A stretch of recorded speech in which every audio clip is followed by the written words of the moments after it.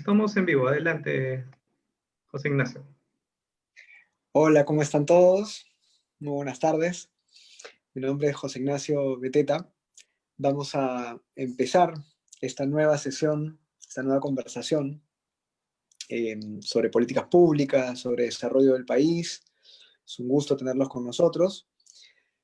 Este ya es el 10º conversatorio que organizamos. El primero fue el 1 de abril y desde ahí no hemos parado. Y el tema que nos toca ahora tratar es muy importante. Es el tema del agua. El agua como derecho, el agua como servicio público, el agua como un bien básico y el acceso al agua. Entonces tenemos un panel súper interesante, muy importante, para poder discutir este tema y ver que las conclusiones que saquemos de este conversatorio puedan llegar a nuestros amigos en el Congreso, a las entidades estatales competentes. Así que gracias a todos por estar con nosotros. Voy a dejarle la palabra a José Muñoz, representante de la Fundación Friedrich Naumann, para que nos dé unas palabras de bienvenida. Gracias, José Ignacio. Muy buenas tardes con todos y nuevamente gracias a la Asociación de Contribuyentes por la organización de estos conversatorios. Estamos muy contentos de poder contar con un socio que provee tantos insumos importantes relacionados con tantas problemáticas en el país. Este es ya el 10º conversatorio efectivamente que realizamos con la asociación. Transmitirles el saludo también del director de la Oficina Países Andinos, el señor Jörg Denner, y agradecer también la participación de ponentes tan importantes. Recuerdo que el año pasado también el señor Dummler, como presidente de CEDAPAL, también participó en un diálogo que hicimos junto a Invertir, y es un gusto tenerlo de nuevo en este tipo de actividad. Agradecemos también obviamente a los participantes por el interés de formar parte de estos conversatorios, y sin duda creo que va a ser un diálogo sumamente importante porque además tiene 3 perspectivas que son fundamentales, ¿no? La perspectiva del sector público, la perspectiva del sector privado y la perspectiva desde el Congreso, que no necesariamente se realiza constantemente en estos momentos críticos que afronta el país y que en realidad requiere de mucho diálogo y con mucha más participación también obviamente del sector privado. Así que espero que sea de mucho beneficio para todos y nuevamente gracias por las palabras, José Ignacio, y por la atención a todos. Gracias, José. La Asociación de Contribuyentes hemos analizado el agua hace un buen tiempo. Uno de nuestros principales focos fue preocuparnos por la provisión de agua en colegios, por ejemplo, en establecimientos de salud. Solamente para que se hagan una idea, hay regiones del país, como Loreto, en donde el 80-90% de los colegios no tiene agua. Tampoco tiene electricidad y otros servicios, ¿no? En las postas médicas pasa lo mismo. Ni nuestras propias postas médicas o establecimientos de salud tienen agua. Entonces, en este contexto de COVID, hablar del agua es fundamental porque sin acceso al agua no se pueden desarrollar políticas de higiene, políticas, digamos, de hábitos saludables y por lo tanto, ¿no?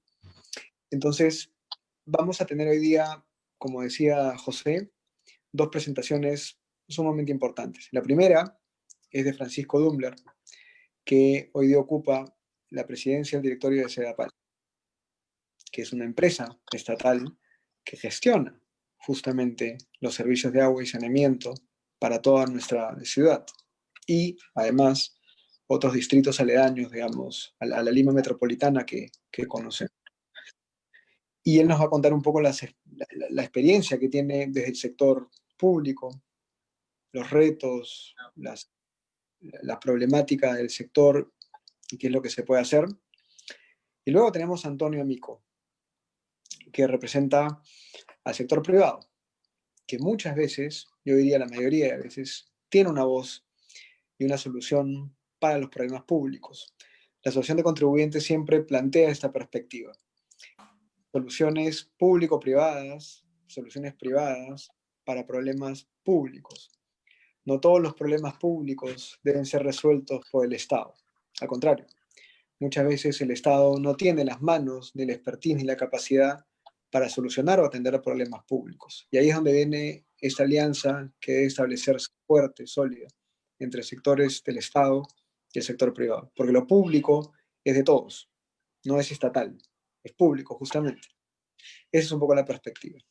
Entonces, nada, sin más, yo voy a poner ahora la presentación de Francisco en 20 segundos y te dejo la palabra a ti, Francisco, para que empieces con tus reflexiones. Muchas gracias por estar con nosotros. Gracias, José Ignacio.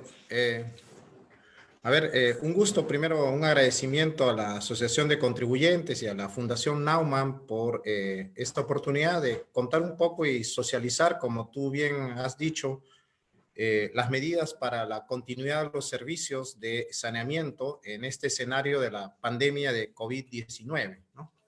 Mientras vas poniendo las transparencias y tratando de limitarme a mis 10 minutos, por favor, tú me marcas el timing. Dos cosas, ¿no? Lima, que es la ciudad más grande del Perú, que alberga 1/3 de la población del país. Sedapal, la empresa del agua, como bien tú mencionaste, es una empresa de servicios públicos de estructura monopólica. Por norma es la única que puede pedir o la única que puede hacer este servicio de agua y saneamiento, ¿no? Y aproximadamente, pasemos a la siguiente, para avanzar rápido, ¿no? El servicio en Lima más o menos tiene una cobertura del 92.5%.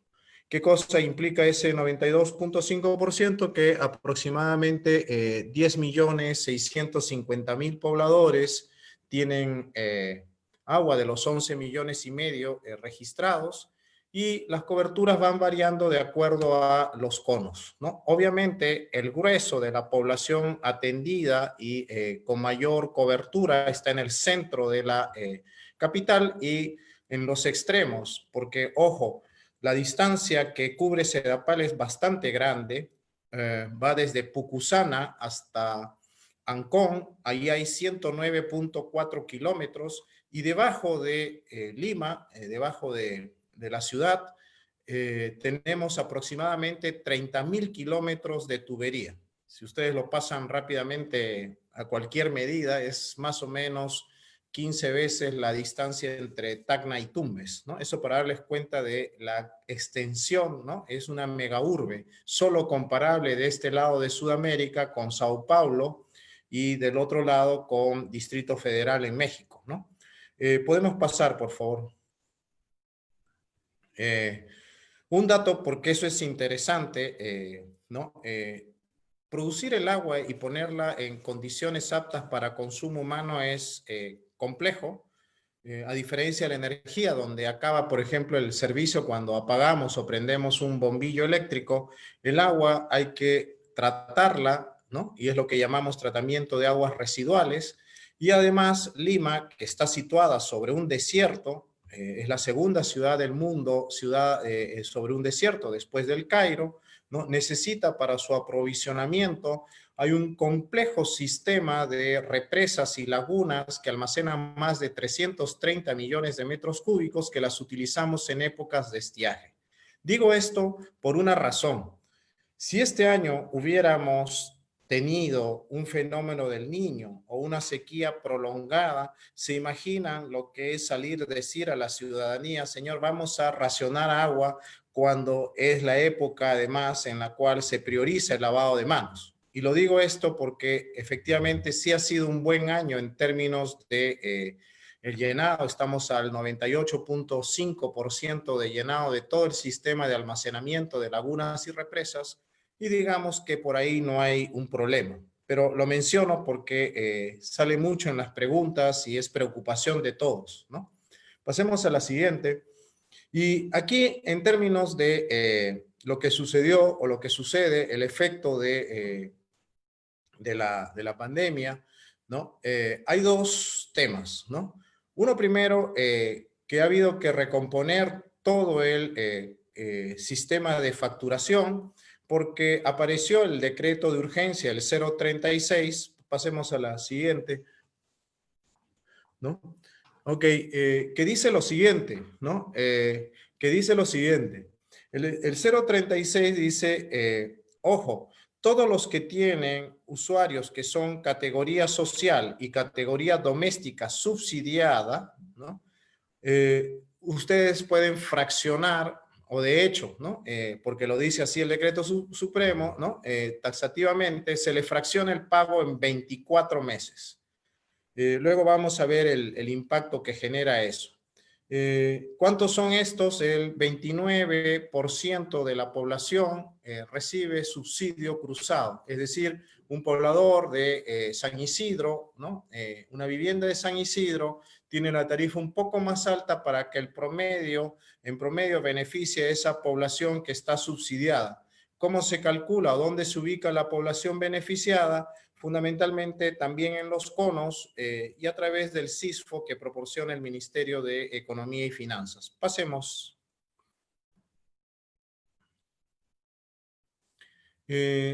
Obviamente también el decreto salió con algunas cosas adicionales. Los recibos vencidos a la época de la declaratoria del decreto de urgencia no dan lugar al cierre de servicio, o sea, no se activó el cierre de servicio por no pago y no se aplica cobro alguno de intereses ni cargas, ¿no? Ok, pasemos a la siguiente. ¿Qué quiere decir eso? Que el impacto y lo que tenemos que prorratear entre marzo, abril, mayo y junio, y esto lo digo porque si sigue prolongándose el tema fraccional será mayor, ya asciende a 154.842.000 soles. Esa es una cantidad muy significativa, ¿no?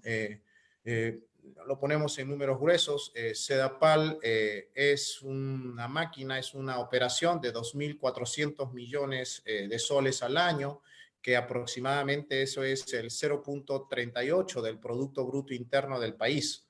Ese es el tamaño y dimensión. Representa el 50% de las inversiones de todo el sistema de FONAFE, del sistema de empresarial público, y se pueden dar cuenta de la magnitud de cómo impacta esto.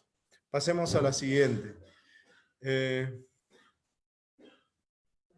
Y ello tiene, y si puedes subir un poquito más porque me interesa mostrar esa cifra roja ahí abajo, eso va a impactar en que la recaudación retroceda en términos de caja en menos 774 millones. Alguien dirá, ¿por qué? Si lo vas a recuperar, por una razón. Si bien el consumo de agua se ha mantenido, al no facturarle a los sectores industriales y a los sectores comerciales, ya tenemos en este mes de abril pérdidas netas, pérdida neta acumulada, ¿no? Y si salimos rápido de la pandemia, todavía, si puedes pasar a la siguiente, todavía podríamos llegar a fin de año en azul, pero eso depende de cuándo terminemos ¿no? la operación. Para eso hemos tomado una serie de medidas. Yo les digo algo que obviamente mirado desde Sedapal era muy importante.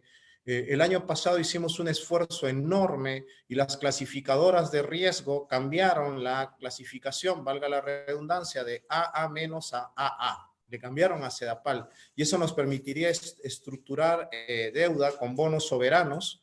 Este año obviamente todos los pronósticos financieros se han caído y evidentemente estamos viendo cómo cubrir esa pérdida operativa al final del año. Teníamos proyectado 600 millones de soles de utilidad y ahora es probable que nuestro flujo de caja requiera de 114 millones. Hemos visto algunas medidas como no reparto de utilidades y como no recompra de acciones que permitirían cubrir razonablemente ese forado que se ha generado. Lo digo esto porque creo que es importante entender, ¿no? La facturación ha caído por efecto de los comerciales y los industriales, y la doméstica no es la que más aporta los ingresos de Sedapal por este sistema de subsidio cruzado. Pasemos, por favor. Y eso tiene que ver con, obviamente, la cobertura de Lima, ¿no? Cuán rápido eres para garantizar la cobertura de Lima. El segundo impacto, y el que lo pone en el decreto este de urgencia, el 036, es, señores, en todos estos conos, en ese 7.5% que falta atender en Lima, dígase 800,000 pobladores, usted le da gratuitamente, le otorga gratuitamente el agua a estas personas. Pasemos a la siguiente, por favor. Es el mismo cuadro que puse al inicio, ¿no? ¿Qué significa eso? Que todo el sistema de reparto de centros de servicios que era distribuido aproximadamente en un sistema de 165 cisternas que hacían 4 o 5 viajes que distribuían ahí en los conos, y los surtidores que los tenemos distribuidos en los conos de Lima fueron contratados directamente por Sedapal. Esta es una operación que razonablemente llega casi a los 5 millones de soles mensuales, y obviamente si lo anualizamos son 60 millones de soles, que es lo que razonablemente o lo que cuesta distribuirles agua a estos conos por aquellos que no tienen conexión domiciliaria. ¿Cómo controla? Pasemos a la siguiente. ¿Cómo controla Sedapal este sistema?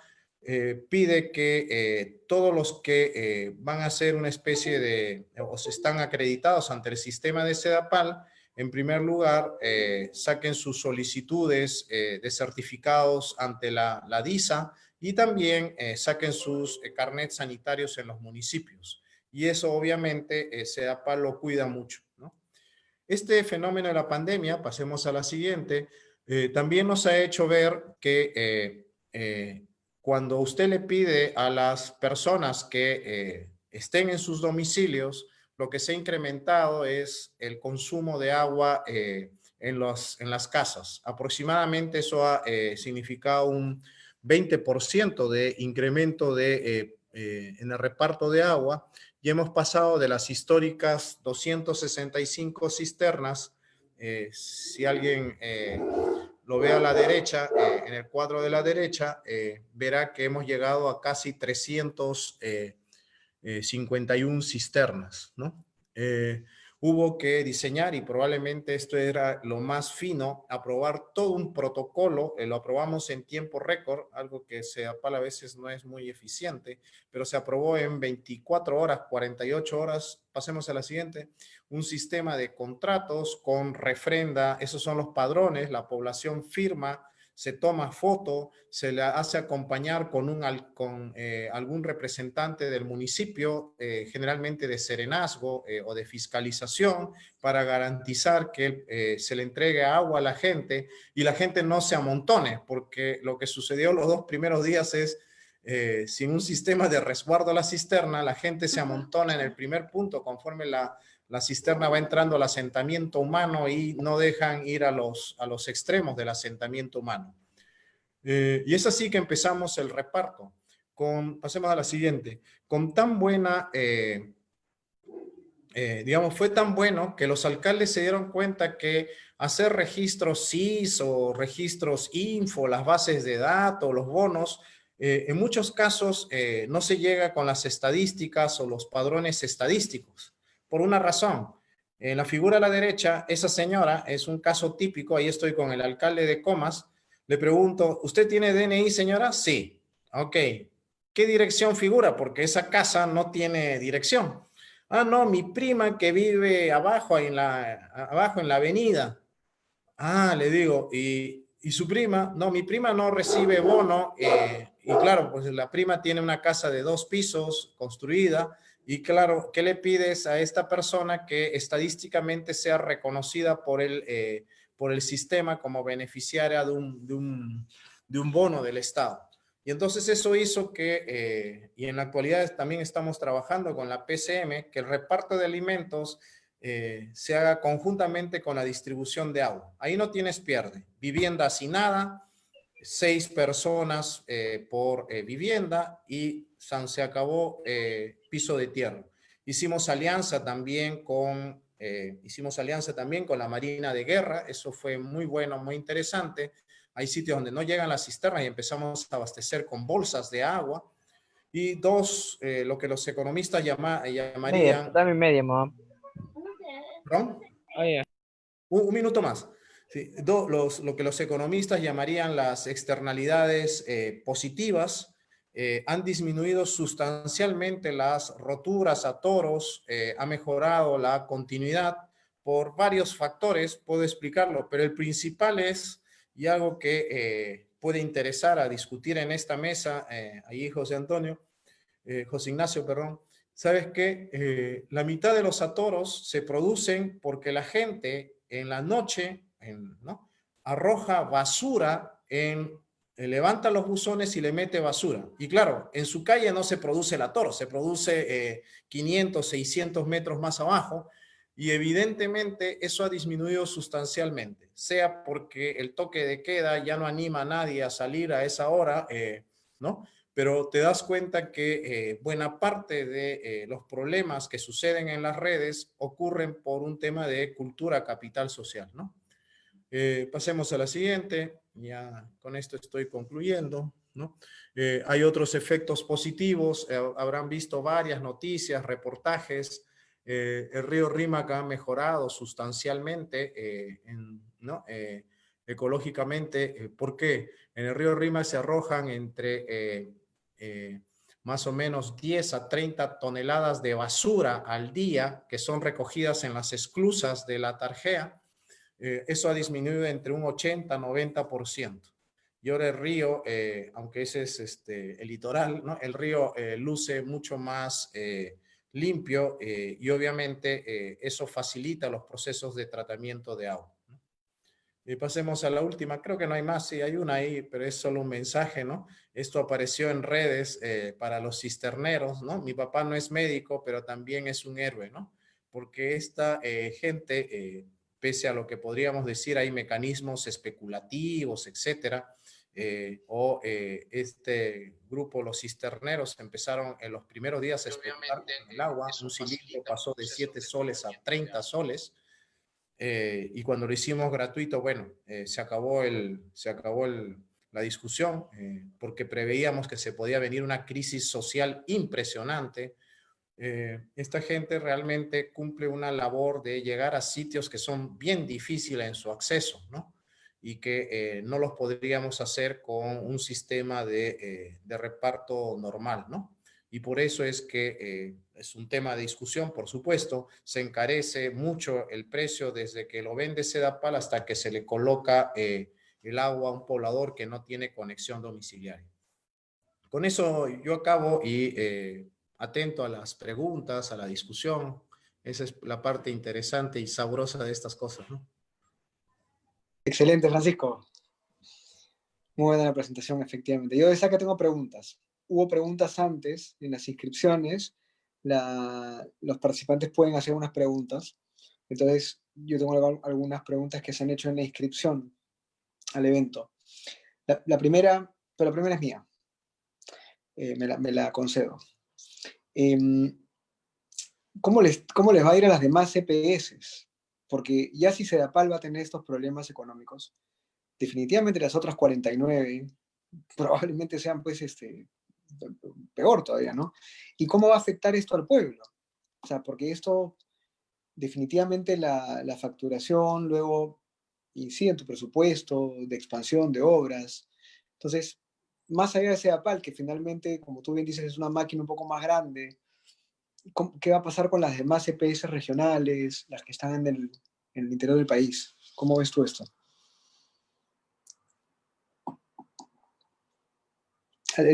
Activa tu micrófono. Ahí está. A ver, efectivamente, aquí hay algo, ¿no? Lo que es terrorífico decirlo en tiempos de no pandemia, Sedapal tiene un fondo acumulado de reservas, de proyectos de casi 1.000 millones. Ese es un pecado, ¿no?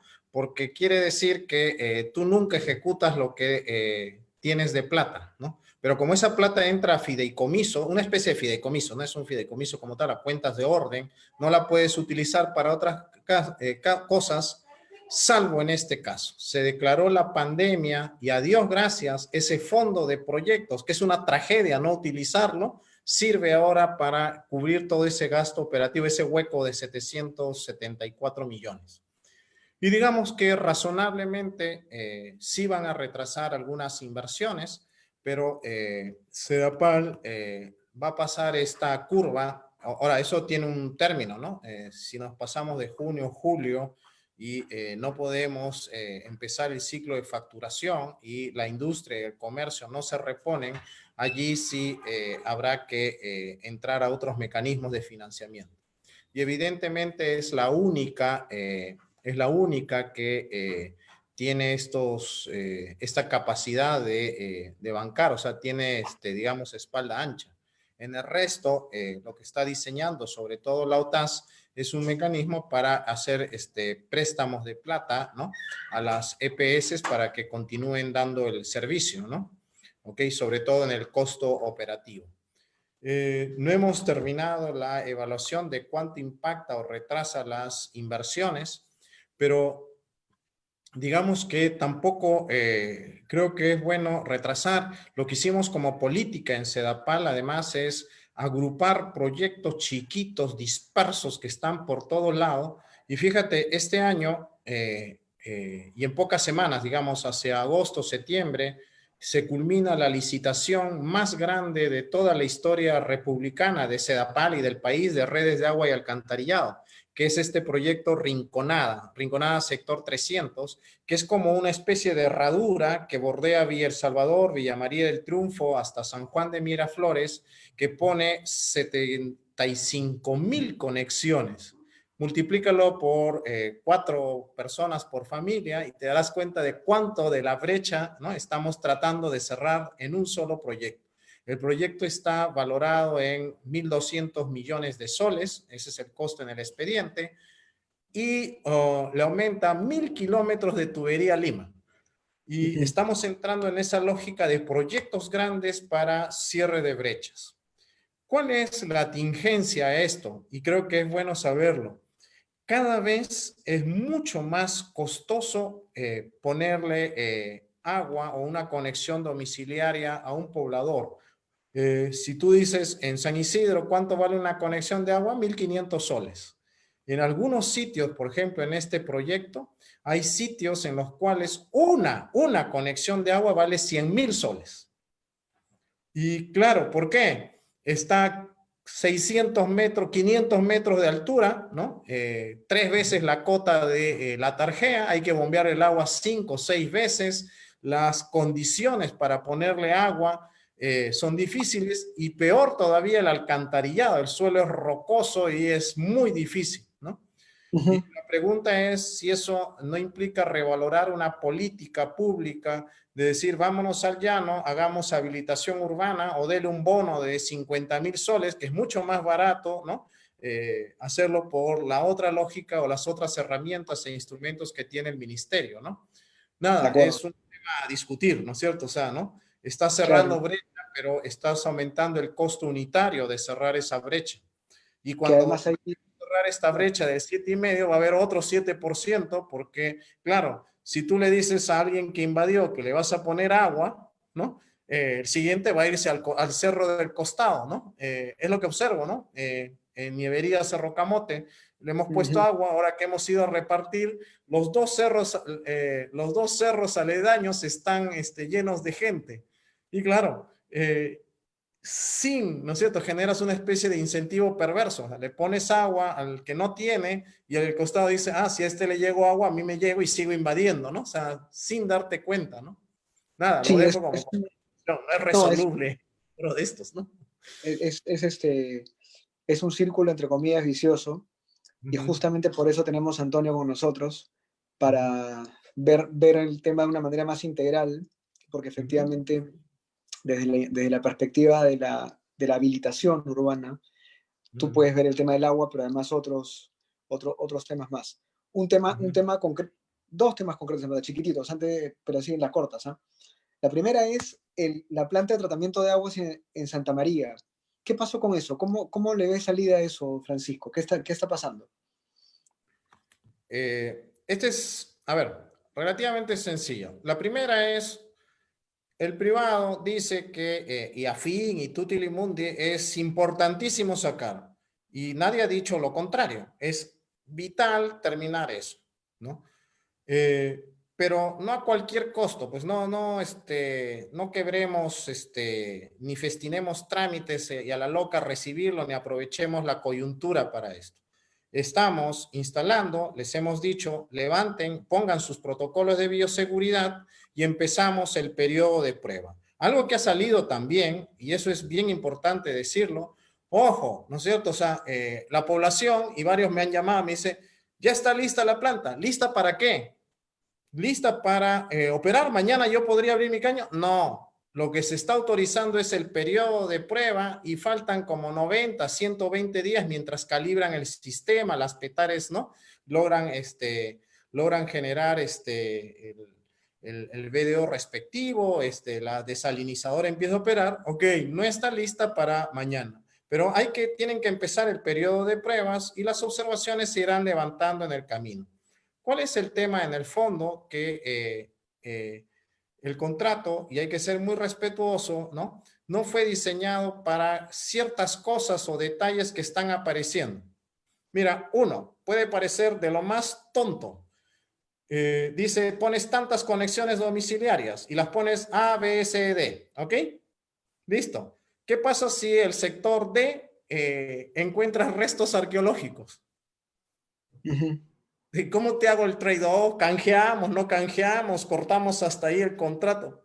Mete abogados, empiécense a cartear en vez de sentarse a la mesa, chispas, ¿no es cierto? O sea, se complicó la cosa, ¿no? Entonces, hay que tener cuidado, hay que ir con firmeza.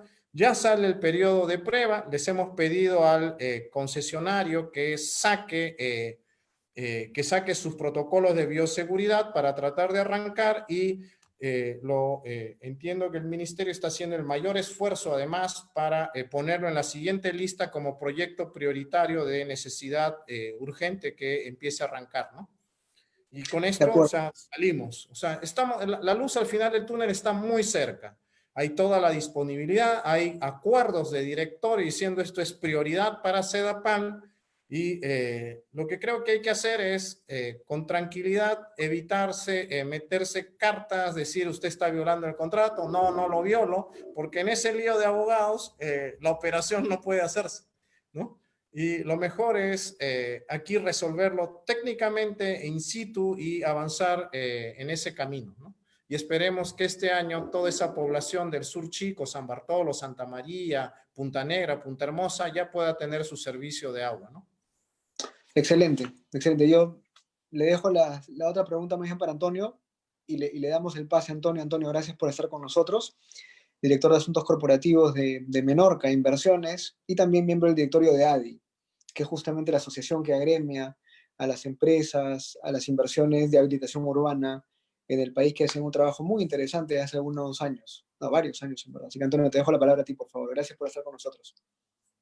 Pues muchas gracias, José Ignacio. Gracias por la invitación. Es una oportunidad para expresar el punto de vista que tenemos las empresas en el sector privado, pero no solamente son opiniones, llamémosle individuales de las empresas, sino que, como bien has mencionado, nosotros participamos de un gremio. Ese gremio, en este caso ADI Perú, Asociación de Desarrolladores Inmobiliarios, tiene una política unificada y nuestra intención siempre es coordinar con el Estado.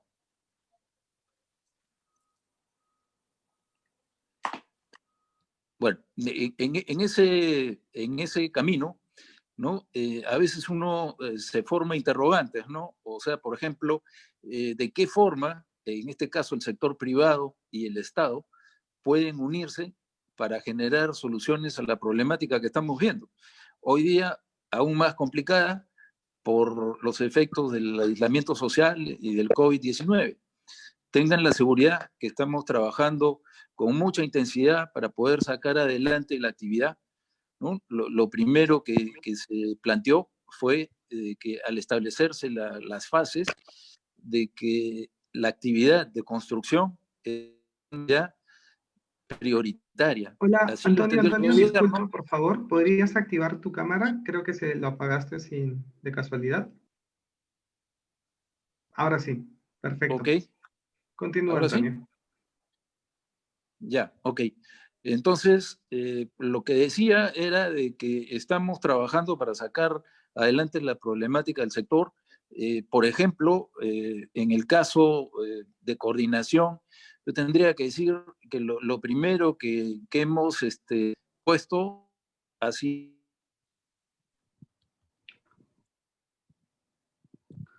Hola, Antonio. ¿Podrías activar nuevamente la cámara? Creo que... Yo creo que mejor no, Antonio, porque quizás es lo que está fastidiando un poco su señal. Mejor que la deje desactivada. Sí, Perfecto. o sea, parece que se le ha ido un poco la señal, igual, pero vamos a esperar a que vuelva Antonio. Seguramente está teniendo algún problema. Pues hemos venido desarrollando esto y Ahí está. no hemos tenido, bueno, siempre surgen algunas complicaciones, pero las hemos podido ir solucionando, ¿no? Por ejemplo, una herramienta importante y que inicialmente no estaba era considerar obra por impuestos para saneamiento. Si estamos hablando de temas, por ejemplo, de agua que trató Francisco Duber, una persona que conozco muchos años, es un muy buen profesional y es una suerte que él en este momento presida CEAPAL, porque de esa manera las sinergias son mejores.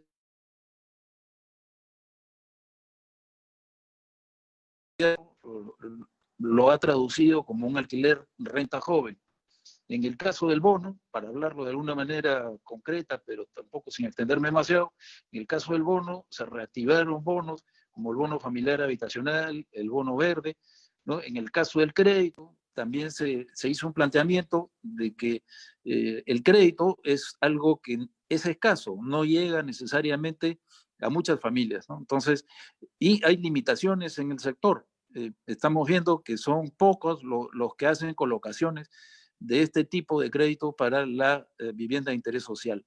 Entonces se aperturó para que los fondos de inversión puedan comprar cartera a estos colocadores, por ejemplo TFC, aunque ahora ya no está, pero Caja Sullana, Caja Huancayo, etcétera, que son entidades financieras, pero que no tienen, digamos, mucha espalda. Entonces, la intervención de las IFIs o de los fondos de inversión, en este caso sería para comprar cartera y establecer un sistema revolving que pueda hacer que esa línea de crédito otra vez esté disponible y puedan haber más colocaciones, ¿no? En ese sentido, a nosotros nos preocupa, entendemos de que está avanzando últimamente un poco más el tema de que TFC, que era el primer colocador de créditos de este tipo en Lima, cerró, quebró y ha habido ahí algún tema de coordinación entre el Fondo de Vivienda y la SBS, que entiendo ya estaría resuelto, y a partir de la semana entrante yo creo que vamos a tener noticias muy puntuales sobre el tema, porque si no se soluciona, obviamente la cartera se deteriora y eso se complica. Pero, bueno, estamos avanzando, como decía, en los temas de terreno, ¿no? Ahí venimos coordinando mucho con la Municipalidad de Lima y con el Ministerio. Y asimismo, para la normatividad en temas de edificaciones y otros, nosotros le llamamos un poco más que lo que son temas de permisología. Entonces, la idea es trabajar y aumentar la inversión.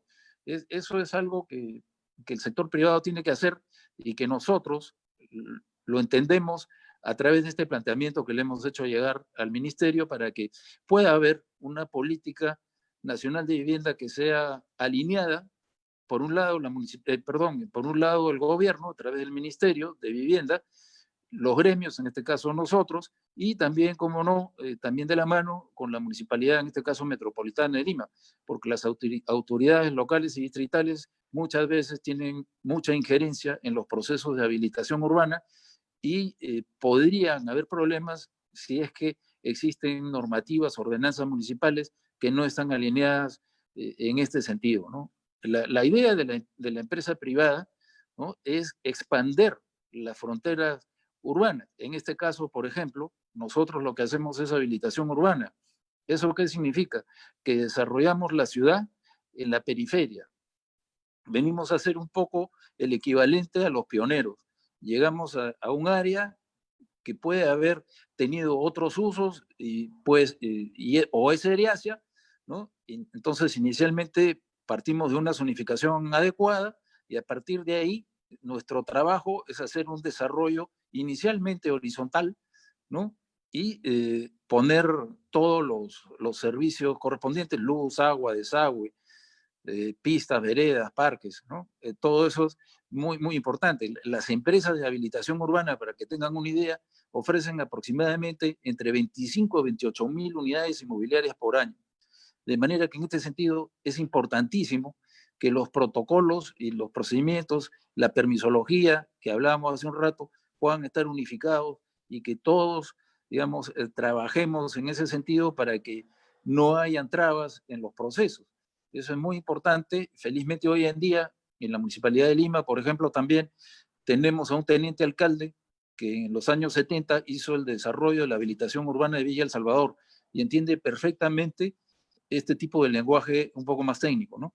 Y ahí tenemos mucha interacción, porque también como gremio nos han invitado a participar en la comisión consultiva que preside Fernando Sillones y denominada Lima 2040, donde lo que se trata es de un poco proyectar la ciudad a cómo sería al año 2040, ¿no? En ese sentido hay ideas muy claras, y el teniente alcalde nos pidió la participación, así como también otros gremios, ¿no? Dando opiniones prácticas sobre cómo desarrollar la ciudad, porque por un lado nosotros hacemos esta expansión urbana, pero estamos enfocados siempre a un desarrollo formal, a que sea una construcción de vivienda digna y formal, ¿no? Básicamente, si escuchamos por ahí en la televisión, muchos economistas dicen, oye, el Perú tiene aproximadamente un 70% de informalidad en lo que es la gestión empresarial. Entonces, el 30% de la gestión empresarial formal es la que hace andar un poco el aparato de la economía. Eso es importante y por eso nosotros insistíamos con el gobierno para que en la fase 1 pueda entrar como una prioridad el sector construcción. Han empezado por la parte de edificación. Hoy día justamente tuvimos una charla con el ministerio para tratar el tema y ver por qué, por ejemplo, las empresas dedicadas a habilitación urbana no habían sido consideradas en la fase 1. Hubo distintas consideraciones de otra índole, más bien desde un punto de vista del gobierno, no necesariamente de los que entienden un poco el sector construcción. Y bueno, estamos quedando en que participaríamos en la fase 2, que entendemos, según nos dicen, empezaría a partir de la semana entrante del mes de junio. ¿Y eso por qué? Porque desde el punto de vista de la economía, si estamos hablando también a la vez de reactivación y consideramos las cifras, brevemente en el sector hay 500.000 personas que son mano de obra directa y ingenieros profesionales dedicados a los proyectos de desarrollo urbano. Adicionalmente hay 500.000 personas más que suman todo lo que es servicios, maquinarias y equipo. Ahí tenemos 1 millón de personas. Si estimamos a grosso modo que cada persona puede tener 2 o 3 dependientes familiares, estamos hablando de 3 millones de personas.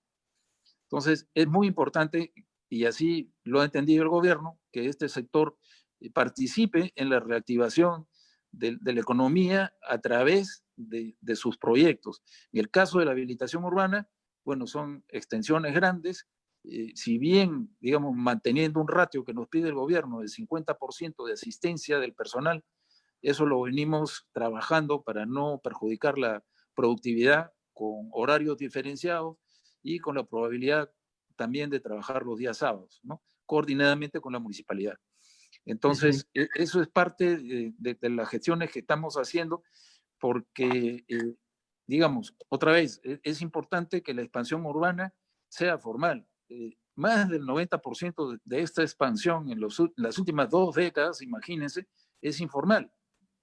Y aquí hay algo de lo que mencionaba hace un rato a mi buen amigo Francisco. El Estado, cuando habla de cerrar la brecha, está subsidiando a los informales. ¿no?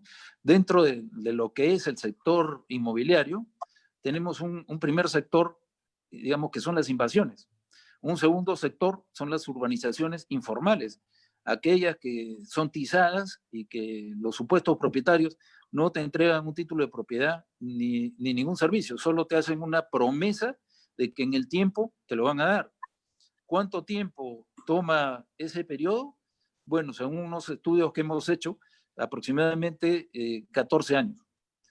Y en tercer lugar estaría, digamos, lo que es ya la habilitación urbana o los desarrollos urbanos formales, y finalmente el Estado a través de los proyectos de vivienda de interés social. Todo ese PAI, si nos imaginamos como un 100%, el 94% es informal, construcciones informales. Del 6% que queda, 5% lo desarrolla la construcción formal y 1% es los proyectos del Estado de vivienda de interés social. Entonces, esto es muy importante mantener, como decía, ese alineamiento de políticas y de desarrollo de trabajo para que el Estado, a través del Ministerio de Vivienda y Construcción, la municipalidad, los gobiernos locales y distritales y la empresa privada, podamos seguir dinamizando el sector y haciendo que estas actividades y las actividades económicas relacionadas con esta expansión pueda mantener su importancia, que más o menos, según anotaciones que tengo, está cerca del 2% de contribución del PBI nacional. Entonces, esto es muy, muy importante de tenerlo, digamos, siempre presente, ¿no? Otro tema que podríamos también considerar como algo importante es, por ejemplo, el sector privado, para poder cumplir el rol social que tiene en el sector, cómo contribuiría, por ejemplo, a las edificaciones de vivienda. Bueno, en ese caso, un punto primero, como mencioné hace un rato, le denominamos permisología. ¿Y eso qué es? Licencias, autorizaciones, factibilidades, como nos otorgan las EPS, por ejemplo, CEAPAL, zonificación. Y ahí es importante también una labor del Estado en el tráfico, en controlar un poco el tráfico de tierras, ¿no? ¿Por qué? Porque estaba diciendo hace un instante que el Estado, sin querer, cuando habla de cerrar la brecha, está subsidiando a la parte informal.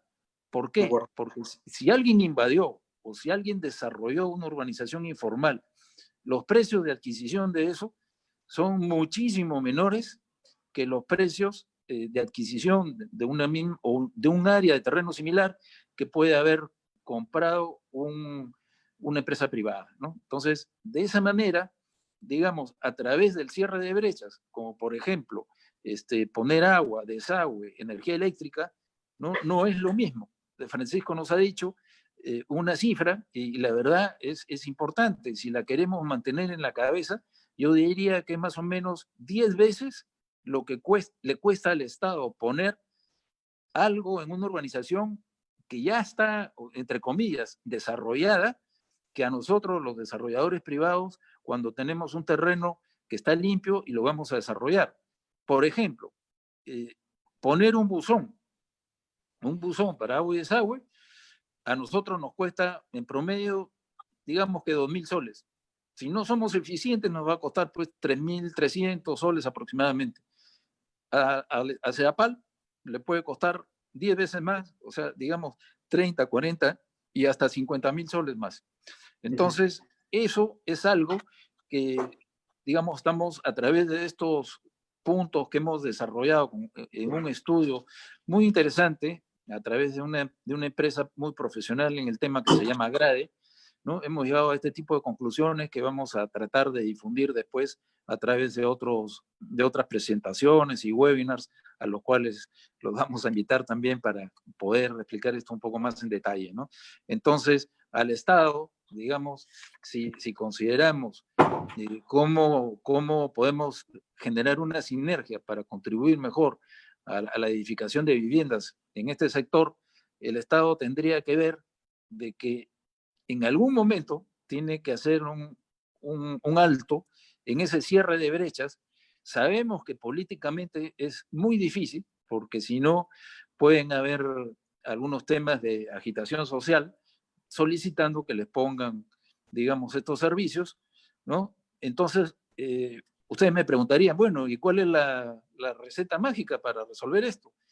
Bueno, no se resuelve en un día, pero lo que habría que hacer es a través, digamos, de normatividad del Estado, de algún área que supervise el tema de los terrenos, hacer que esto sea, digamos, disponer de un terreno y lotizarlo y tratar de venderlo como una urbanización cuando no lo es, que sea altamente difícil y complicado. Entonces, el origen es lo que tú estarías mitigando o eliminando. Y ese círculo perverso del que se hablaba dejaría de funcionar. Y eso creemos que es una de las conclusiones más potentes, porque entendemos que el Estado, digamos, por ese lado, tiene una colocación o destina parte del presupuesto aproximadamente a 10.000 millones de soles. Si esos 10.000 millones de soles fueran al Fondo Mi Vivienda, sería muy diferente. Ahí sí estaríamos potenciando, digamos, lo que es el sector vivienda, interés social, de una manera formal. Acá lo que se trata, otra vez lo repito, es fomentar el desarrollo de las ciudades, pero a través de viviendas formales. Y esta sería, yo creo, una de las mejores formas de hacerlo, ¿no? Para eso, bueno, nosotros hemos hecho algunos planteamientos específicos como sector o como gremio al ministerio, ¿no? Por eso, digamos, es importante que en los programas que tiene el Fondo Mi Vivienda se continúe con los bonos del buen pagador, el bono verde, el bono familiar habitacional.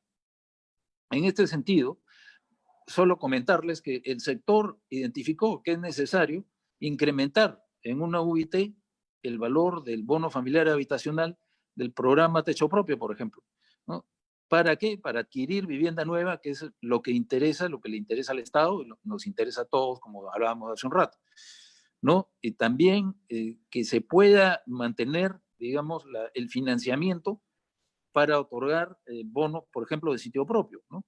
Si ahí aumentamos 568 millones, por ejemplo, al programa, esto va a poder permitir, según nuestros cálculos, construir 21.000 viviendas en el programa de techo propio y generar aproximadamente 10.000 empleos. También es importante, como les decía, incrementar el valor del bono del buen pagador en el programa Mi Vivienda, y eso conllevaría otras cosas más técnicas, como por ejemplo reducir al 5% la cuota inicial del crédito, y eso serviría mucho para poder dinamizar, ¿no? El tema que mencioné del bono verde ha sido un gran dinamizador del sector. Si antes tenían colocaciones en el Fondo Mi Vivienda del orden de 2.500 a 3.000 créditos, con el bono verde esto se elevó a 7, 8.000 créditos en el año 2019, y se pensaba para este año potenciarlo y subirlo a 14.000 colocaciones, ¿no? Entonces sigue siendo poco, porque a nivel nacional se construyen muchísimas más viviendas, pero la idea es que a través de esto podamos nosotros expandir ese sector, dinamizarlo, y eso es lo que falta, ¿no? Que se considere que invertir en el sector de vivienda de interés social, particularmente en el Fondo Mi Vivienda, digamos, a través de bonos, eso necesariamente no es un gasto, eso digamos, es una inversión, porque esto genera, digamos, más movimiento de la economía. En Chile, por ejemplo, el Ministerio de Economía le avisa al Ministerio de Vivienda que tiene a disponibilidad X millones para poder invertir en un determinado tipo de bono.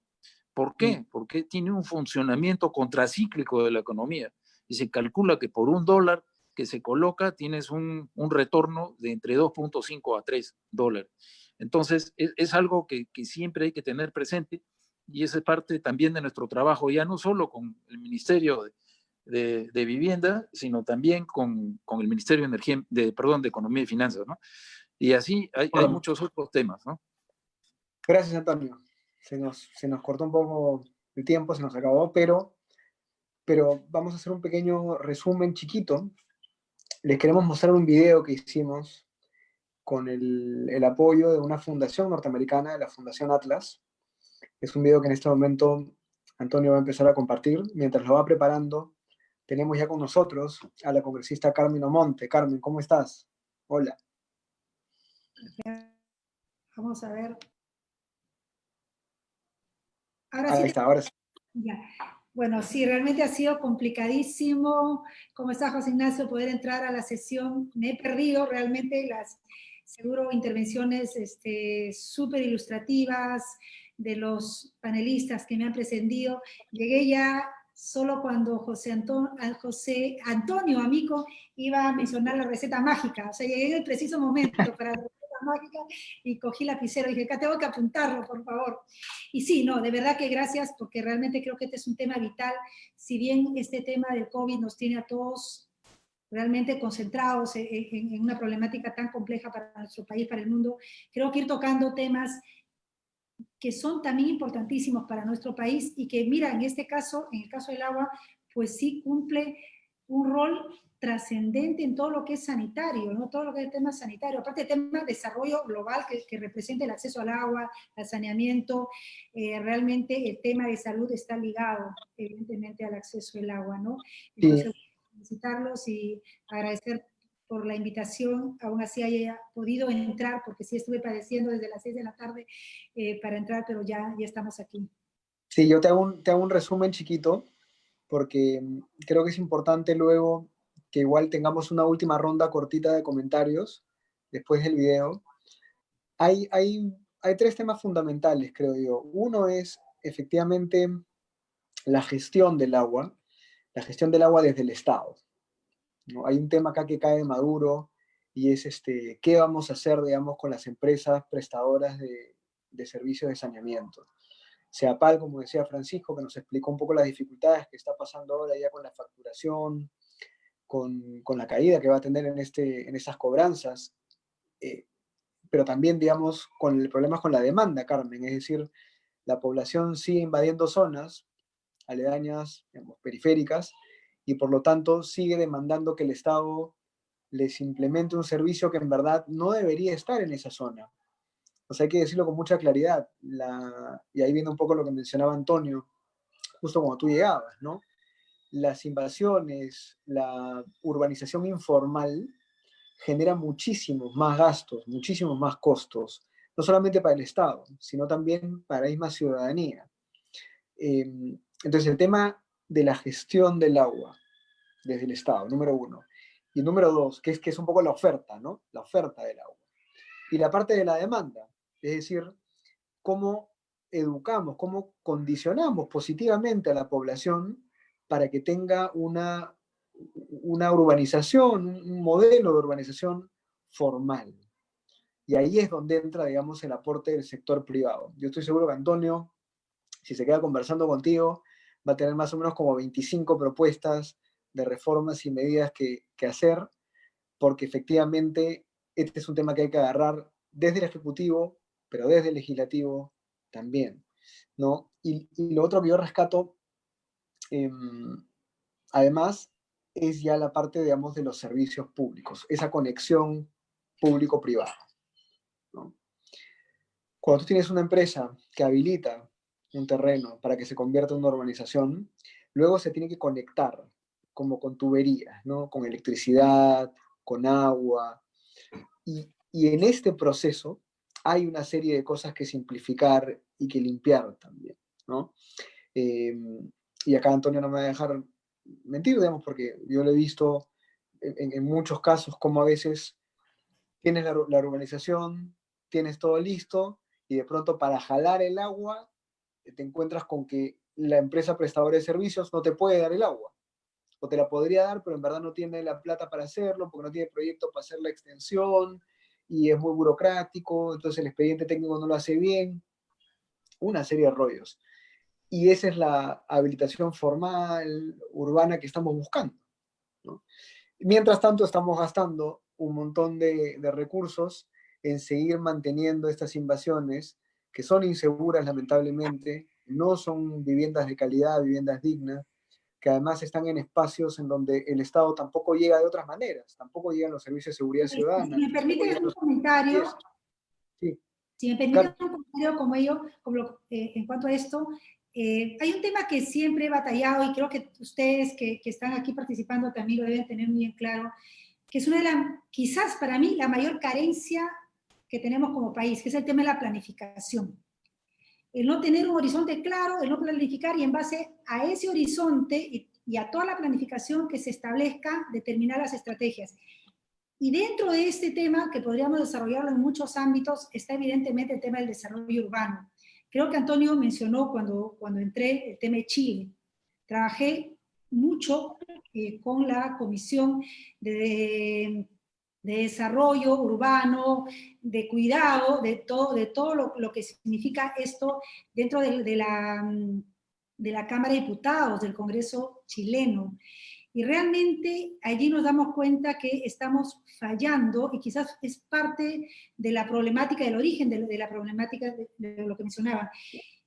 Cuando he viajado, he caminado como candidata, una de las mayores demandas que tenemos de los pobladores, de los asentamientos humanos, de las asociaciones que existen de viviendas, es esa.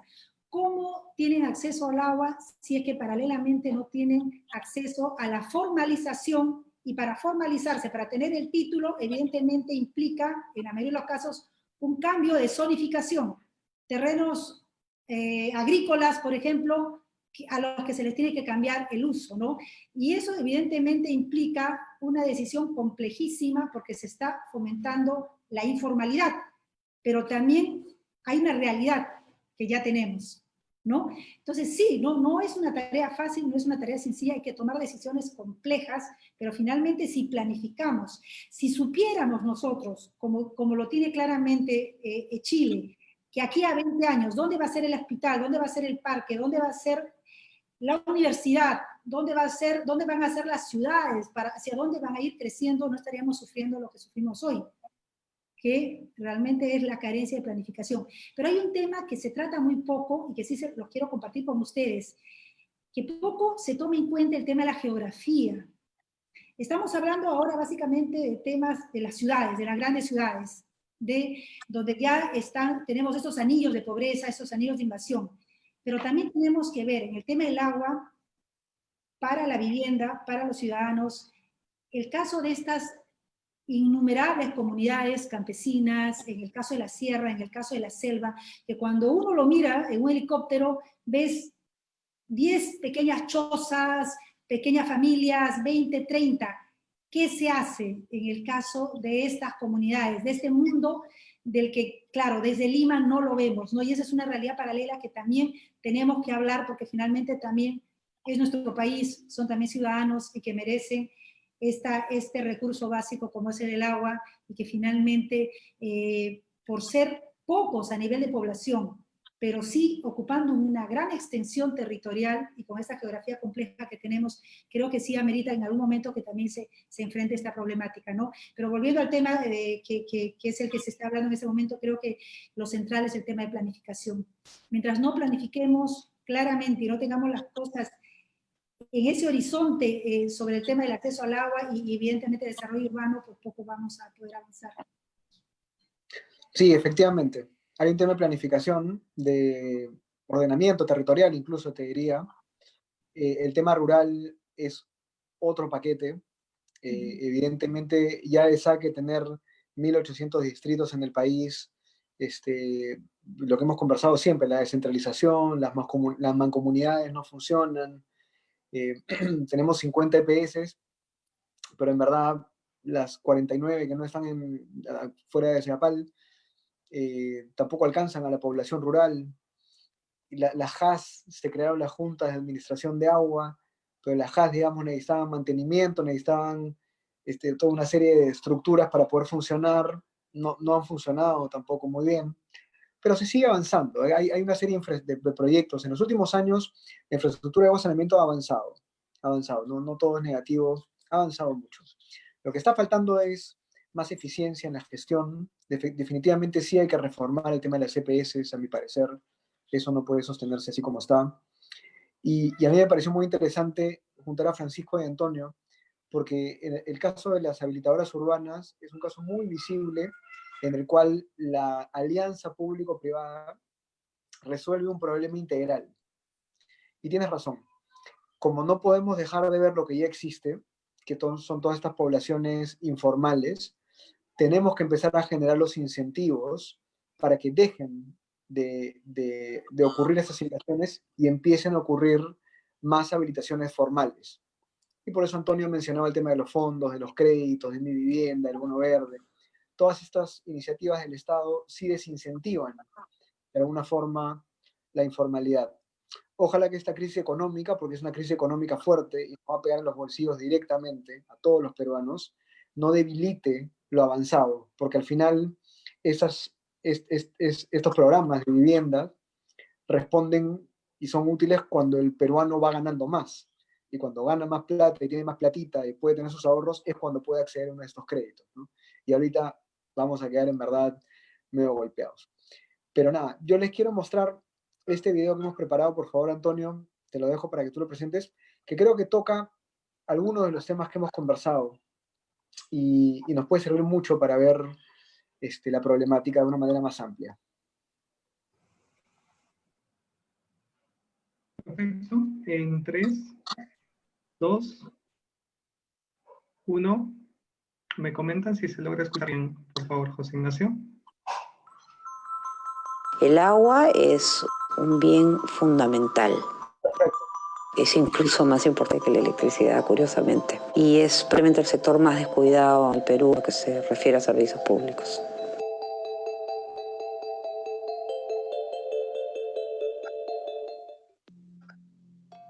El Perú es un país con amplias reservas de agua. A pesar de ello, para muchos, es un bien escaso y el sistema que la distribuye sigue siendo sumamente precario. ¿Cómo es esto posible?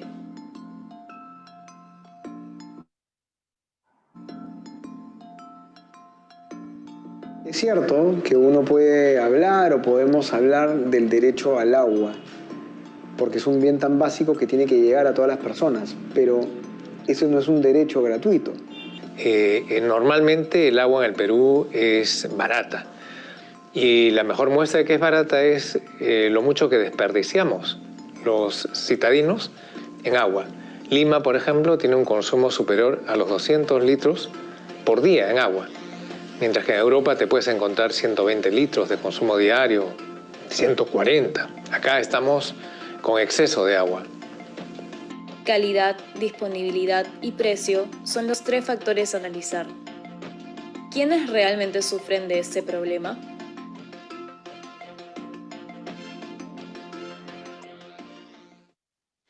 Ahora, cuando uno mira el mapa del Perú y ve dónde está la mayor afectación, claramente está en poblaciones periféricas de las ciudades, ¿no? Normalmente en el centro de las ciudades sí hay provisión, hay acceso, no necesariamente calidad. En las zonas periféricas a veces no hay ni acceso.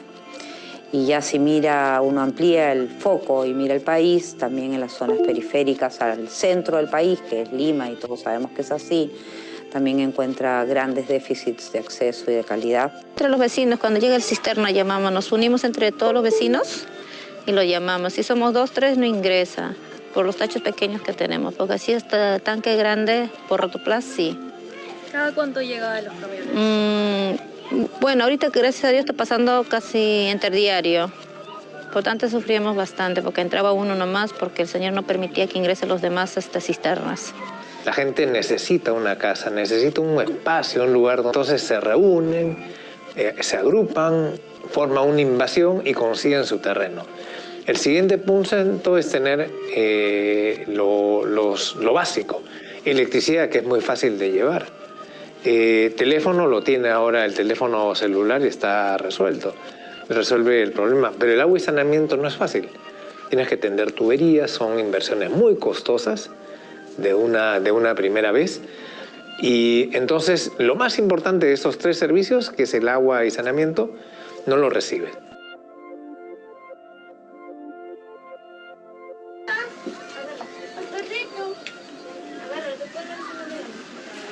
Hablamos de agua viéndolo desde las personas, no desde las empresas o desde su uso agrícola. Lo que vemos es, por un lado, problemas de acceso, es decir, gente que no abre el caño y tiene agua, y problemas de calidad, que puede tener que ver con la calidad del agua, es decir, si viene con coleiformes, si viene clorada o con muchos metales, pero también calidad supone continuidad en el servicio. Cuántas horas abres el caño y cae agua, ¿no?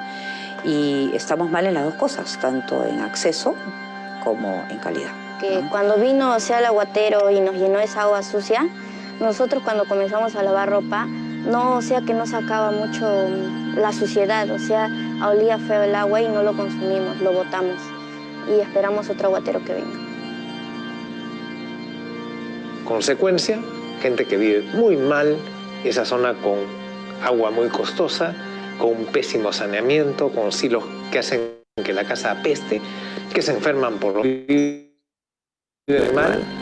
Y yo creo que una obligación de los que tenemos alguna capacidad para organizar, para colaborar, pues deberíamos preocuparnos mucho de este tema del agua y saneamiento.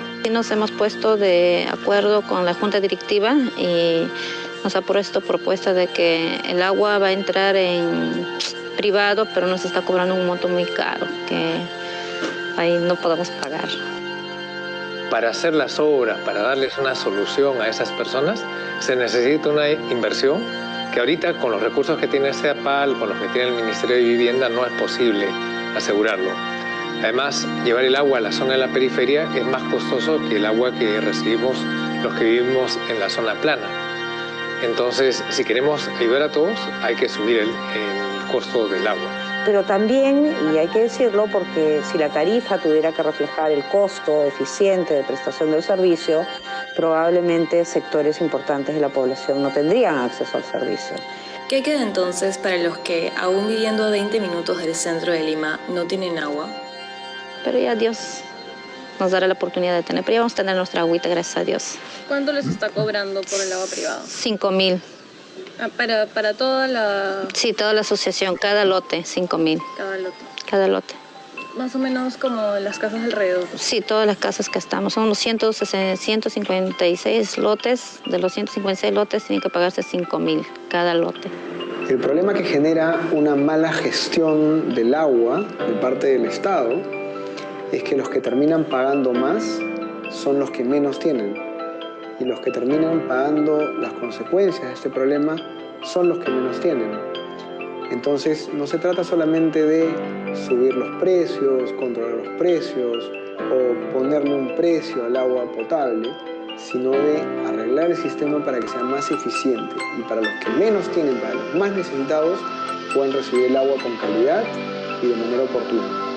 Y me voy teniendo mi agua tranquila, ya no estaría sufriendo de las aguas. Claro que obvio que no siempre va a haber cortes, pero no tanto como que no, hay veces ingresa el cisterna, ¿no?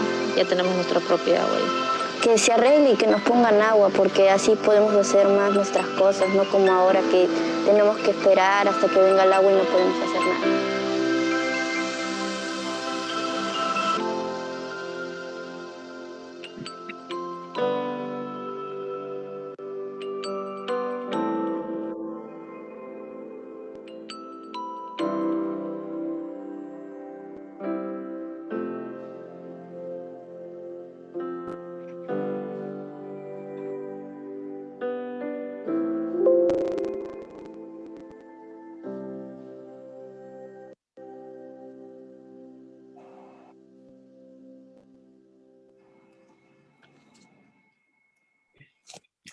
Bueno. Comentarios a raíz del video. Francisco, empezamos contigo. Y a raíz del video de la conversación que hemos tenido con Carmen, con Antonio, te doy unos minutos para que puedas comentarlo. Sí, a ver, dos comentarios que me provocan, ¿no? Uno es, la empresa de agua de Lima tiene uno de los temas del consumo es elevado en Lima por dos cosas. Uno primero es que hay que seguir masificando, porque lo que he hecho en los últimos 20 años es reducir las pérdidas de casi 60% y ahora estamos en 27%, pero hay empresas hoy que en el Perú, a ver, menciono el ejemplo porque es, se usa mucho ¿no? Cuando quieres mostrar una mala práctica, Bagua, ¿no? Pierde 60% de agua, o sea, de lo que sale de su planta, lo que llega al caño final, ¿no? Pierde 60% del agua. Y no es que el consumo sea alto en Bagua, sino que tienes fugas y pérdidas y conexiones clandestinas que hacen que el agua no llegue. ¿Y cómo se soluciona eso? Tiene un costo porque masivamente tienes que entrar a hacer micromedición. Eso es ponerle medidores a todas las conexiones de agua. Ese es un trabajo que demora años y el dato, mira, ahí el doctor Ismodes mencionaba que el consumo es sobre 200 litros per cápita en Lima. Hoy, en el último año, ya el consumo per cápita se ha reducido a 175. Por supuesto que si te comparas con Tel Aviv, se consume 50 litros de agua por persona a día, entonces seguimos siendo 3 veces más. Y si te comparas con otras ciudades de aquí de Latinoamérica, tipo Colombia, Bogotá, por ejemplo, el consumo también está por encima de Bogotá, que es debajo de los 150 litros persona a día. Ese es un primer dato que te da cuenta. La segunda es el tema de cultura del agua y el uso racional, ¿no? Y sobre todo, ahora en épocas de pandemia, un primer comentario que me provoca es, a su vez, rebotarte así como un checklist los comentarios. Me llama un amigo y me dice, ya estamos de chefs. Le digo, chefs, y le digo, ¿y cómo estás? Estoy lavando mis papas, mis tubérculos. ¿Y cómo estás haciendo? Le digo, no, lavo papa por papa. Le digo, ¿estás loco? Le digo, ponlo todo en una olla porque así te gastas 30 litros de agua en lavar tu olla de papas. O otro te dice, estoy con la lavadora al costado. ¿Cómo que somos las 10 de la mañana? Tu lavadora tienes que prenderla por hábito en las noches, ¿no? Y esa agua, ponla allí y llena tus tanques de agua, tus lavabos, ponle lejía y utilízala al día siguiente. U otro te llama y dice, estoy tenso por esto de la cuarentena, me voy a relajar unos 20 minutitos con agua caliente y quedo perfecto. 20 minutos, le digo, estás loco, le digo que alguien te haga masajes, ¿no? Y ese tipo de cosas, de prácticas que en realidad, si vas sumando, ¿no? Desde cosas que la gente, hacemos una encuesta rápida de a quiénes se han lavado hoy los dientes en la mañana dejando el caño abierto. Porque eso produce un litro más de consumo en todos los que tenemos esa mala práctica. Y claro, tú vas acumulando y un tema de la importancia que tiene que ver con el consumo de agua, que es la que no tenemos, es cuidarla y utilizarla de forma eficiente, ¿no? Y esas son como las dos caras de la medalla, ¿no? O sea, lo que puede hacer la empresa, pero lo que tiene que ser también trabajado a nivel de el sistema de consumidores, ¿no? ¿Y cómo funciona esto en Israel? Y con eso cierro. No hay texto escolar, y me lo han mostrado, ¿no? Desde el primer grado de educación enseñan a cuidar el agua, lo que debe hacer el agua, etcétera, etcétera. O sea, está tan metido en el chip de las personas que cuidan el agua. Por eso es que consumen 50 litros. Claro, no la tienen el agua, tienen que desalinizar toda su agua para vivir. Pero si te das cuenta, es un tema cultural, ¿no? Claro, es un tema cultural acompañado de una variable territorial, si te das cuenta. Claro. Hay un historiador británico, Arnold Toynbee, que decía, como varios otros, ¿no? Que finalmente la geografía influía mucho en la cultura, en la idiosincrasia de las personas. Definitivamente en Israel y en el Medio Oriente, el agua es un bien tan escaso que naturalmente lo percibes así. Acá tenemos la bendición, maldición, de que tenemos pues una cantidad de agua enorme, ¿no? Y por la cuenca de acá, por esta cuenca... No es cierto, ¿no? Eso permíteme que te objete, no es cierto. Sí, geográficamente somos puesto 20 en el mundo en extensión territorial, somos 8 en disponibilidad de agua dulce del mundo, pero ojo, el agua ¿no? Se distribuye, o el agua no tiene la misma distribución en promedio, ¿no? El 2% del agua del Perú está en la cuenca del Pacífico, o sea, en el litoral pacífico, donde están las 2/3 partes de la población del Perú. Y entonces ese 2% del agua del Perú, el 98% está de los Andes para el otro lado. Entonces, tenemos mucha agua, sí, pero la población está donde no hay agua, ¿no? Ese es un tema, ¿no? Bien interesante de geografía, ¿no? De verdad, Antonio, tus comentarios.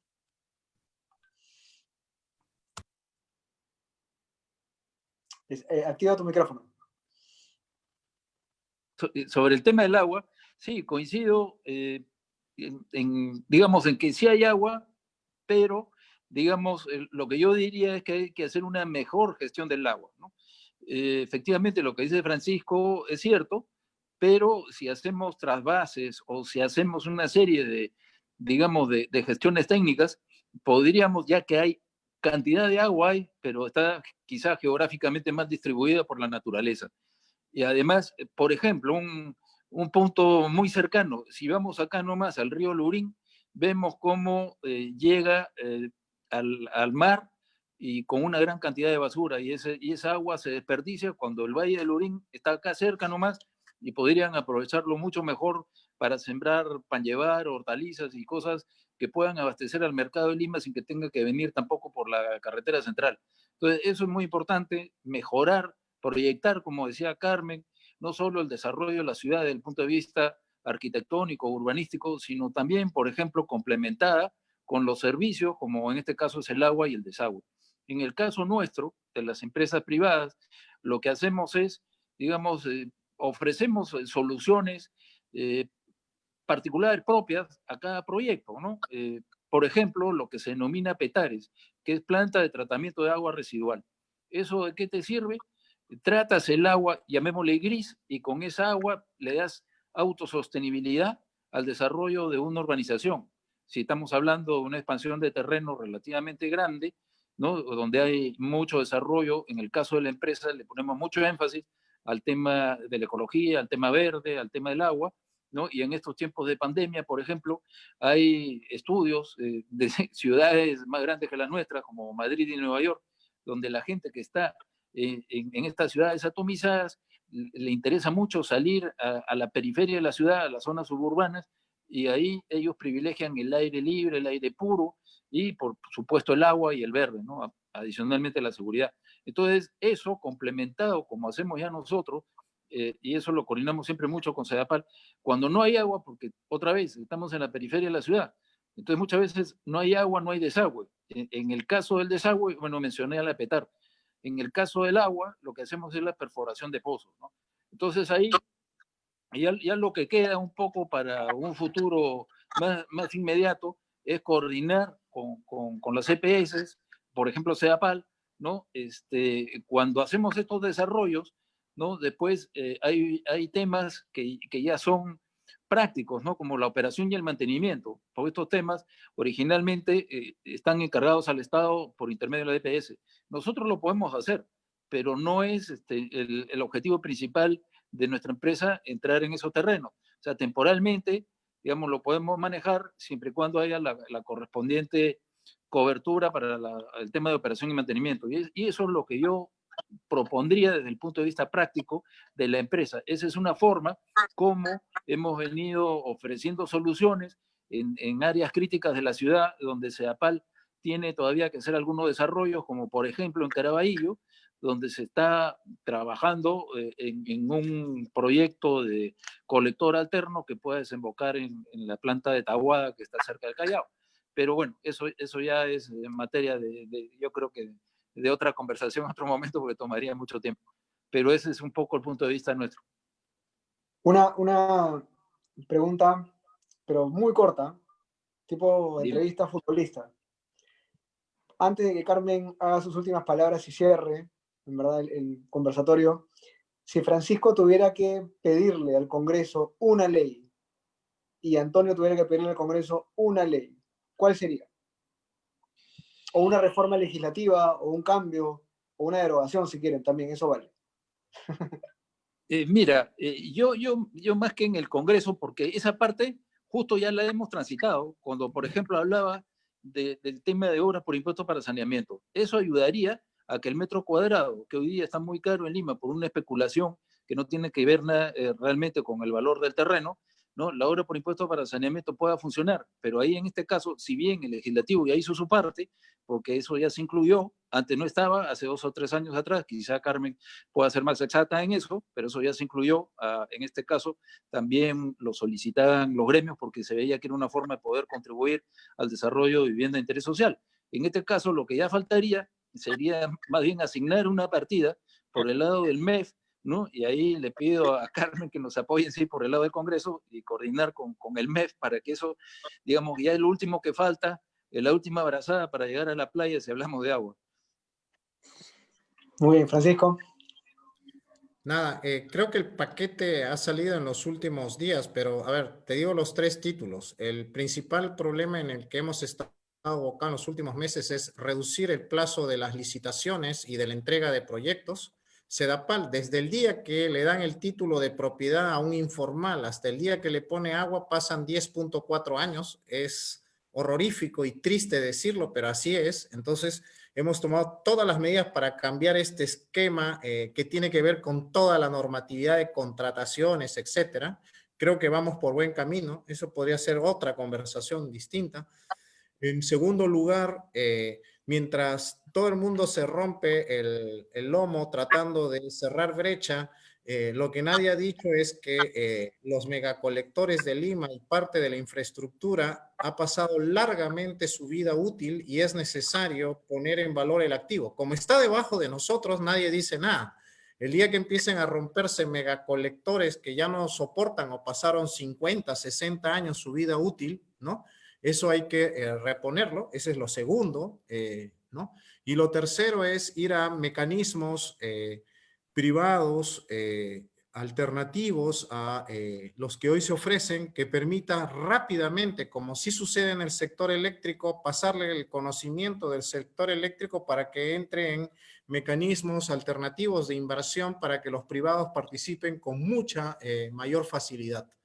Y creo que esas 3 cosas se han dado, incluso están en varios de los decretos de urgencia, en los textos únicos ordenados que ha sacado el sector y van a beneficiar mucho.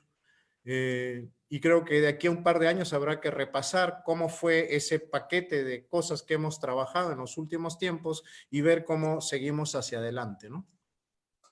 Perfecto. Ahora sí, Carmen, tus palabras finales. Gracias, José Antonio. Bueno, en primer lugar, decir tanto a Francisco como a Antonio que espero que a raíz de esta reunión tengamos después otras reuniones. Realmente ha sido importante que yo pueda ingresar aquí, escucharlos y sumar esfuerzos, porque eso es fundamental. Creo que sí, como bien decía José Antonio, el Congreso hizo su parte en su momento, pero eso no es suficiente y cada vez se tiene que ir fortaleciendo más. Y el rol fundamental lo tiene el Ejecutivo. Eso es cierto. En esa normativa, en esa flexibilización, en esa tramitología, en los recursos por parte del MEF, etcétera, ¿no? Pero sí creo que desde el Congreso se puede hacer mucho, se puede impulsar mucho y lo que ustedes están haciendo es importantísimo. Creo, me imagino que ustedes ya lo tienen muy claro, ¿no? Teniendo en cuenta que más de 3 millones de peruanos no tienen acceso al agua, más de 8 millones de peruanos no tienen acceso a saneamiento, es evidente que tenemos una brecha enorme por cerrar. Se calcula cerca de 50.000 millones, ¿no? Entonces somos conscientes de eso. El tema es cómo lo hacemos, cómo aportamos a que finalmente esa brecha se cierre y no al 2030, como es que se ha planificado como país, que pueda cerrarse esa brecha, ¿no? Y que lo veo muy lejano. Hemos visto el video y esa es una realidad diaria, es una realidad que, por la que están pasando millones de peruanos, ¿no? Y eso duele como país, ¿no? Creo que no podemos considerarnos parte de la OCDE, de la aspiración de llegar a la OCDE o ser un país desarrollado si todavía tenemos esas imágenes cerca. Decía Francisco algo real, que también lo mencionaste, José Antonio, el tema de tenemos muchos recursos hídricos, pero evidentemente nuestra geografía es complicadísima y la mayor parte de ese recurso hídrico se va al Atlántico. Y cuando se buscan esos grandes proyectos de trasvase o de utilizar esa agua para nuestro desierto, donde se concentra la mayor cantidad de ciudades, también hay temas políticos en nuestras regiones que se considera que le va a quitar el agua, y hasta ahora no hemos tenido, creo, un liderazgo fuerte, potente, que lleve adelante esta mejor gestión de nuestro recurso hídrico. Y siempre nos paralizamos con la conflictividad social. Se paraliza una región y nos quedamos ahí, nos paralizamos. Yo creo que hasta ahora no hemos tenido ese liderazgo que nuestro país merece en ese ámbito, ¿no? Y también mencionaba, Francisco, el tema de la sociedad, que no solamente hay una competencia de la empresa, hay una competencia del Estado, pero también hay una tarea pendiente como sociedad. Yo tengo mucha confianza en nuestros niños, en lo que ya, en la visión que tienen del uso adecuado de los recursos de nuestros niños. Mi hija pequeña, de 12 años, es la encargada de cerrar el caño. Yo a veces me confío por la cultura, por la costumbre, de veras. Puedo estar lavando las papas de una en una y de pronto pues viene mi hija y la cierra y dice, mamá, ¿qué te pasa? Creo que los niños ya están más conscientes. Y esa es mi esperanza, de que el tema de como sociedad, cómo enfrentamos esta problemática, pues está ahí a la vuelta de la esquina con nuestros niños. A nosotros nos cuesta más, pero ya nuestros niños lo tienen mucho más concientizado, pero eso no quiere decir que sigamos esforzándonos en el ámbito educativo, ¿no? Y bueno, finalmente el agua es vital, hoy lo estamos viviendo, no podemos pedir a los peruanos que se laven las manos bien, con agua, con jabón, si finalmente no tienen acceso al agua, y a un agua de calidad. No podemos luchar contra la anemia, ¿no?, si no tienen acceso a agua de calidad.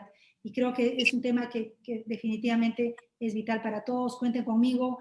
Muchas gracias por haberme convocado y a trabajar juntos, José Ignacio. Muchas gracias, de verdad.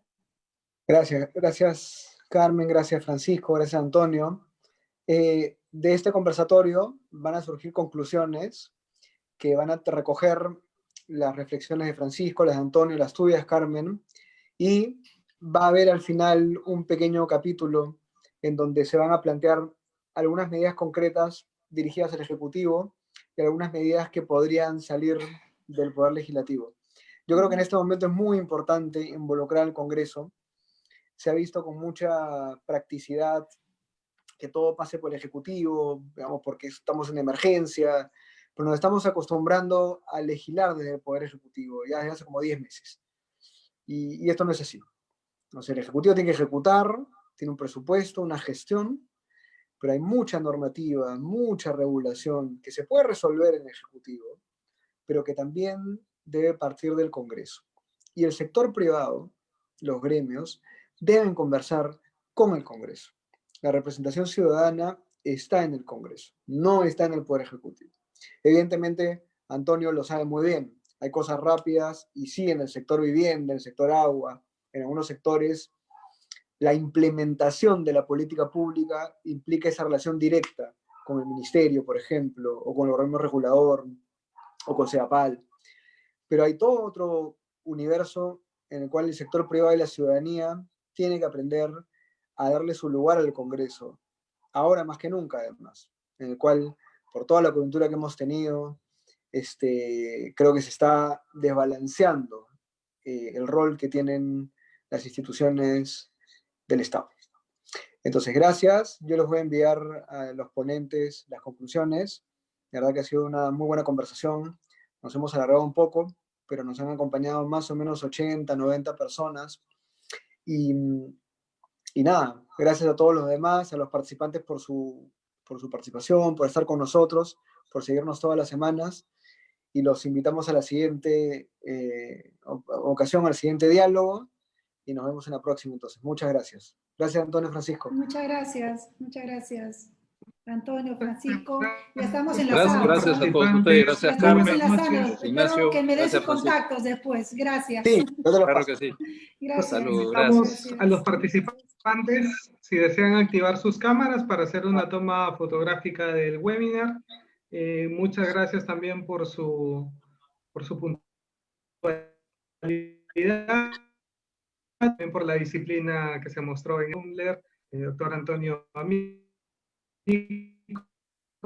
José Ignacio, participaron de la presentación. Pueden revisar el contenido a través del Facebook de Asociación de Contribuyentes. Gracias, Antonio.